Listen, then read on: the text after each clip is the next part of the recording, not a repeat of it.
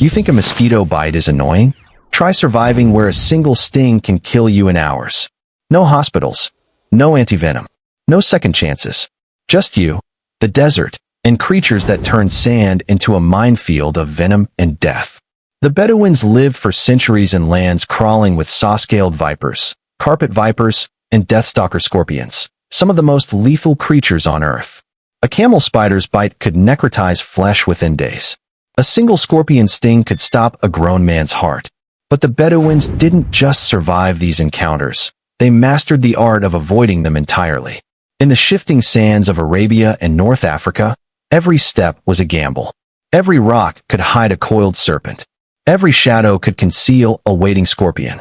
Yet Bedouin children played in this deadly landscape, and families slept peacefully under stars surrounded by creatures that could end their lives with a single strike. They knew secrets that modern medicine is only beginning to understand. The desert doesn't forgive ignorance. Where temperatures soar past 50 degrees Celsius during the day and plummet below freezing at night, survival means understanding not just the heat and cold, but the predators that thrive in these extremes. The saw-scaled viper, responsible for more human deaths than any other snake species, makes the Sahara and Arabian deserts its hunting ground. Its venom destroys blood clotting, causing victims to bleed internally until death. The deathstalker scorpion carries neurotoxins so powerful that a single sting can cause respiratory failure within minutes. Modern herpetologists have documented over 40 species of venomous snakes and scorpions in the regions where Bedouins lived. The horned viper buries itself in sand with only its eyes exposed, waiting for prey to step within striking distance. The black desert cobra, reaching lengths of 2 meters, can spit venom accurately up to 3 meters away, targeting the eyes of perceived threats. Palestinian vipers hide in rock crevices during the day and emerge at night to hunt, their heat-sensing organs detecting warm-blooded prey from remarkable distances. But it wasn't just the variety that made survival challenging, it was the behavior. These creatures evolved alongside humans for millennia, learning to exploit human habits and shelters. Scorpions learned that human settlements meant food scraps that attracted insects, creating perfect hunting grounds. Snakes discovered that human camps offered protection from larger predators and consistent water sources. The desert had trained these predators to see humans not as threats to avoid, but as opportunities to exploit. The Bedouins understood something that modern urban dwellers have forgotten. In nature, everything is connected. The same water sources that sustained human life attracted the prey animals that fed the predators.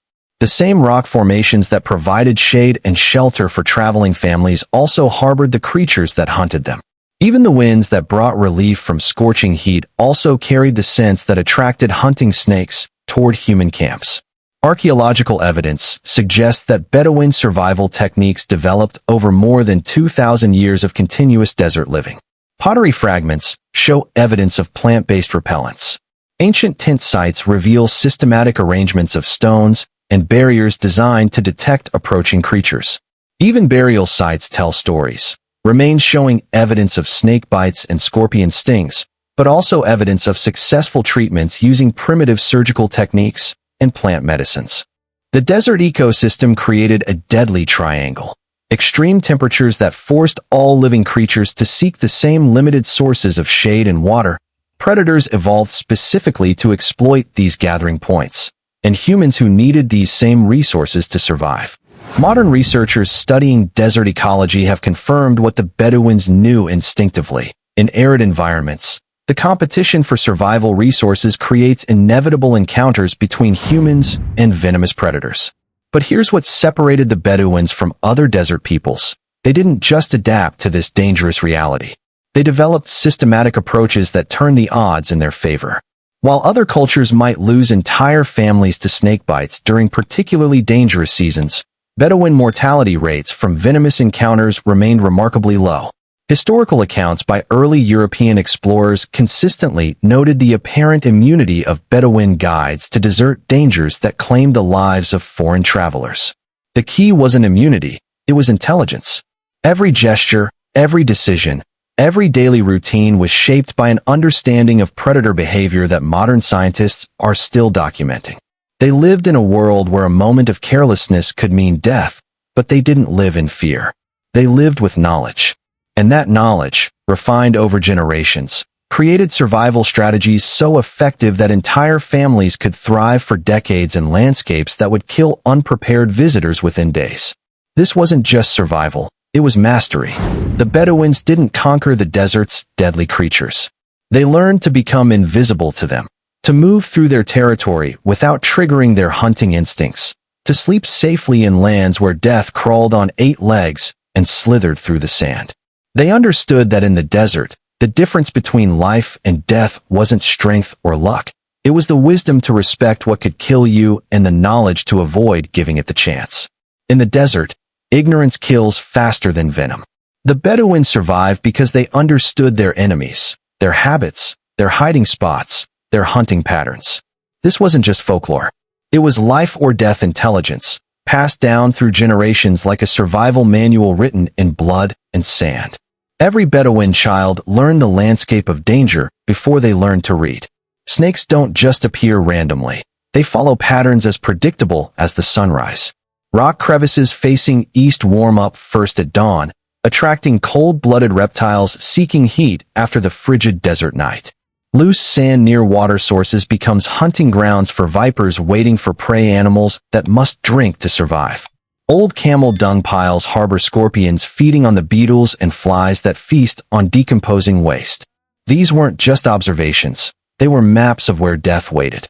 The timing of danger followed precise schedules that the Bedouins memorized like prayer times. Saw-scaled vipers emerged from their hiding spots exactly 2 hours before sunset, when the sand temperature dropped to their optimal hunting range of 35 to 40 degrees Celsius. Deathstalker scorpions began their nightly hunt within 30 minutes of complete darkness, using the cover of night and their natural fluorescence under moonlight to navigate while remaining invisible to prey. Palestinian vipers avoided hunting during the full moon, when their movement could be detected by potential victims, preferring the darker nights when their heat-sensing abilities gave them maximum advantage. Seasonal patterns were equally critical. During spring months, when desert rains brought brief blooms of plant life, prey animals multiplied rapidly, and so did the predators that hunted them. Snake activity increased by 300% during these periods, as documented by modern herpetologists studying the same regions. Scorpion populations exploded during the warm months following rare rainfall, when insect populations peaked. But the Bedouins also knew that winter brought different dangers. Cold-stressed reptiles became more aggressive and unpredictable, more likely to strike defensively rather than flee when disturbed. The Bedouins never walked carelessly. Every step was deliberate, every path chosen with deadly precision. They avoided areas with too much shade during the day. Scorpions shelter there, waiting for nightfall in the coolest spots they can find. They avoided areas with too much sun exposure during the night. That's when snakes emerge to hunt, using heat-retaining rocks and sand as thermal launch platforms for striking at prey. Loose, shifting sand was safer than hard-packed earth where creatures could burrow stable tunnels and ambush points. Even the direction they walked mattered. Always upwind, so their human scent wouldn't drift ahead and alert territorial snakes that marked their hunting grounds with chemical trails. Ground reading became an art form that could mean the difference between life and death. Fresh snake tracks in sand showed distinctive patterns, the sidewinding marks of horned vipers, the straight-line belly drags of carpet vipers, the irregular movement patterns of hunting Palestinian vipers. Each species left signatures that revealed not just their presence, but their direction of travel, their size, and how recently they had passed.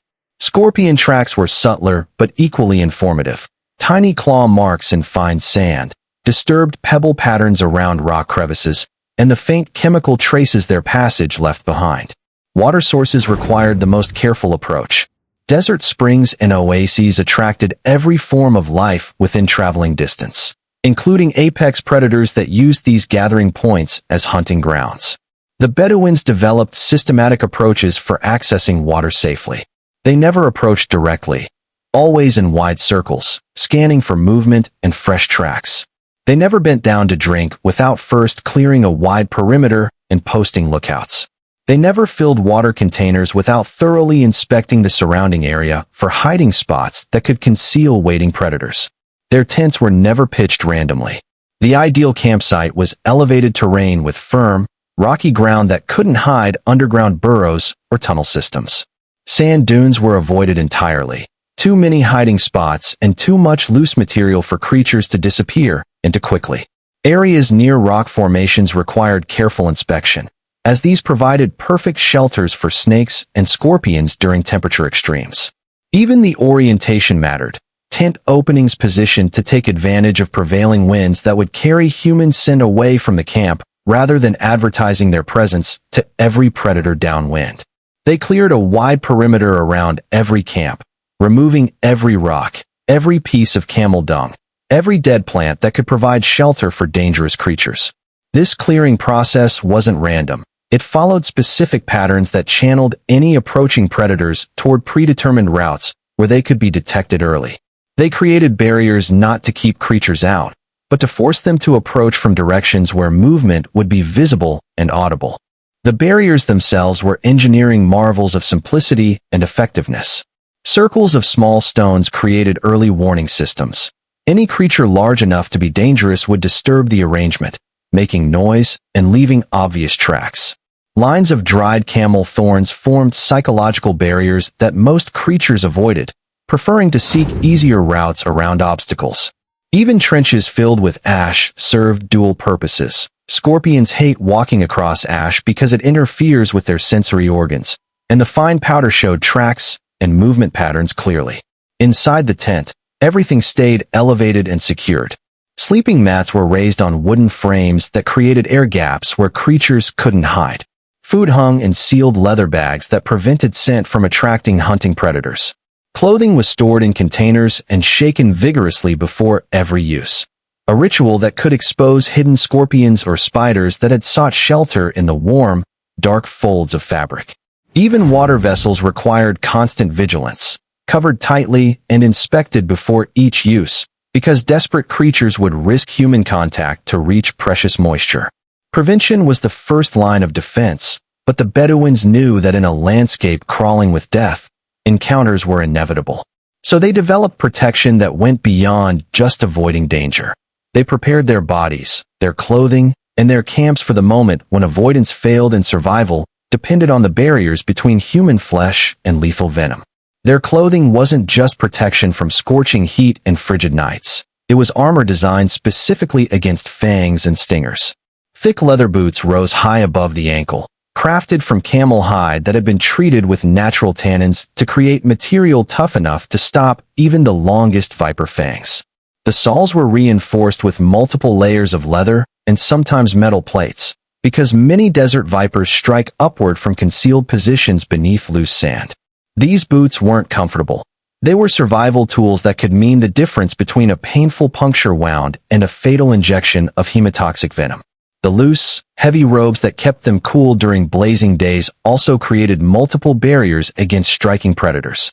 A saw-scaled viper's fangs, typically 8 to 10 millimeters long, had to penetrate through several layers of thick fabric before reaching skin. The loose fit meant that even a successful strike might not penetrate deeply enough to deliver a fatal dose of venom. Long sleeves were never rolled up, no matter how intense the heat became. Exposed forearms were prime targets for defensive strikes from disturbed snakes, and the rich blood supply in arm muscles could distribute venom rapidly throughout the body. Gloves became essential equipment for any activity involving potential hiding spots. Reaching into storage areas, handling firewood, moving rocks, or even adjusting tent stakes required hand protection that could withstand multiple puncture attempts. The Bedouins learned to work deliberately and systematically, never grabbing or reaching quickly into areas they couldn't visually inspect first. Speed meant carelessness, and carelessness meant death. But their most ingenious protection was chemical warfare fought with the desert's own weapons. Through centuries of experimentation, Bedouins discovered that certain desert plants produced oils and compounds that were toxic or repellent to venomous creatures. Wild rue, growing in scattered patches throughout arid regions, produced oils containing alkaloids that interfered with scorpion nervous systems. Artemisia, the hardy sage that thrived in poor desert soil, contained compounds that disrupted snake pheromone detection. Desert lavender created scent barriers that most reptiles avoided instinctively. The process of extracting and concentrating these protective compounds was sophisticated chemistry performed with primitive tools. They would harvest specific plants during optimal seasons when oil concentration was highest, typically just before flowering when the plant's energy was focused on reproduction. The plant material was boiled in precious water, and the steam was captured and condensed using cloth funnels and collection vessels. The resulting oils were incredibly potent. A few drops could protect an entire tent perimeter for weeks. These repellent oils were applied strategically throughout their living spaces. Tent walls were treated with mixtures that created invisible barriers most creatures wouldn't cross. Sleeping areas received concentrated applications that provided protection during the most vulnerable hours. Even clothing was treated with diluted versions that created personal protective fields without interfering with the fabric's heat-regulating properties. The scents were carefully chosen to be barely noticeable to humans, while remaining overwhelming to the sensitive chemical detection systems that predators relied on for hunting and navigation. Fire became a sophisticated defensive tool that went far beyond simple illumination. Small fires positioned around camp perimeters served multiple protective functions simultaneously. The light deterred nocturnal hunters that preferred darkness for their attacks. The heat created thermal barriers that cold-blooded predators avoided crossing. But most importantly, the smoke carried protective plant compounds throughout the area, creating atmospheric barriers that reinforced the chemical defenses already in place. The fuel for these protective fires was selected as carefully as medicine. Dried artemisia burned slowly and produced smoke rich in repellent compounds. Desert sage created dense, long-lasting smoke that hung close to the ground where most dangerous creatures traveled. Even dried camel dung, mixed with specific plant materials, produced smoke that contained natural insecticides and reptile deterrents. The fires were never large enough to waste precious fuel or create light visible from dangerous distances, but they maintained enough heat and smoke to discourage most predatory approaches. Water, despite its scarcity, was weaponized as a protective barrier. Bedouins discovered that thin lines of water around sleeping areas created psychological barriers that most crawling creatures wouldn't cross. Snakes, despite being capable swimmers, avoided crossing water to reach prey unless they were already in active hunting mode. Scorpions, with their vulnerable respiratory systems, avoided moisture entirely when possible. A shallow trench just a few centimeters deep and wide, filled with carefully rationed water, could protect an entire family during dangerous nights. The placement of these water barriers required understanding of creature behavior and movement patterns. They were positioned to intercept the most likely approach routes while conserving maximum amounts of precious water. Sometimes urine was substituted for water. The chemical compounds and strong scent created effective deterrent barriers while conserving drinking water for survival needs. The trenches were refreshed regularly and monitored for signs that creatures had attempted to cross or were testing the barriers. Physical barriers combined with chemical and thermal defenses to create layered protection systems that were greater than the sum of their parts. Thorn barriers forced creatures into specific approach routes where water or chemical barriers waited. Ash trenches revealed movement and tracks while interfering with scorpion navigation systems. Stone circles created noise alerts that warned of approaching danger while channeling movement toward better defended areas. Each element reinforced the others, creating defensive networks that could protect families and livestock throughout the most dangerous seasons. Despite all precautions, encounters were inevitable. When fangs found flesh and stingers penetrated skin, the Bedouins had developed treatment protocols that could keep victims alive long enough for their bodies to fight off lethal doses of venom. No hospitals, no manufactured antivenom, no emergency medical services, just plant chemistry, surgical technique, and an understanding of how different venoms killed and how to disrupt their deadly progress through the human body. The first response was always immediate and systematic, controlled cutting and cauterization. This wasn't the folk medicine myth of sucking out venom, which modern medicine has proven ineffective. Instead, it was strategic tissue damage designed to increase local bleeding and prevent venom concentration in critical areas. They used heated knives, prepared and sterilized in advance, to make precise incisions that encouraged blood flow while immediately cauterizing blood vessels to prevent excessive bleeding and bacterial infection. The technique varied depending on the type of envenomation. For hemotoxic snake bites that destroy blood clotting, the goal was to create controlled bleeding that diluted venom concentration while preventing the massive internal hemorrhaging that killed most victims. Small, shallow cuts around the bite site encouraged localized bleeding that carried diluted venom away from vital circulation systems. For neurotoxic scorpion stings that attacked the nervous system, deeper cuts were made to create inflammatory responses that could slow toxin absorption and give the body time to develop natural resistance. Temperature therapy was applied immediately after cutting and cauterization. Heat applications, using heated stones wrapped in cloth, were applied to snake bite sites to denature heat-sensitive venom proteins before they could spread throughout the bloodstream. Cold applications, using precious water or wet cloth, were applied to scorpion sting sites to slow nerve signal transmission and reduce the speed at which neurotoxins reached critical organ systems. The temperature treatments were maintained for specific durations that had been refined through generations of trial and observation. The plant pharmacy that followed was sophisticated chemistry based on centuries of experimentation with desert flora. Different venoms required different plant-based treatments, and the Bedouins had identified specific combinations that could counteract particular toxin types. Wild tobacco leaves, despite their own toxicity to humans, contained alkaloids that could interfere with certain snake venoms when applied directly to bite sites. The nicotine and related compounds bound to the same cellular receptors that venoms targeted, creating competitive interference that reduced toxin effectiveness. Dried artemisia was processed into concentrated teas that were administered in carefully measured doses to victims of scorpion stings. The plant's natural compounds could slow the absorption of neurotoxins when taken internally, buying critical time for the body's natural resistance mechanisms to activate.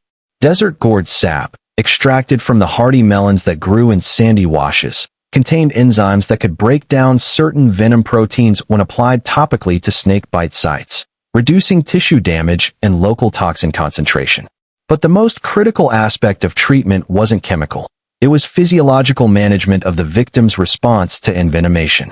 Bedouins understood that panic and elevated heart rate could distribute venom throughout the body in minutes, turning a survivable bite into a fatal poisoning.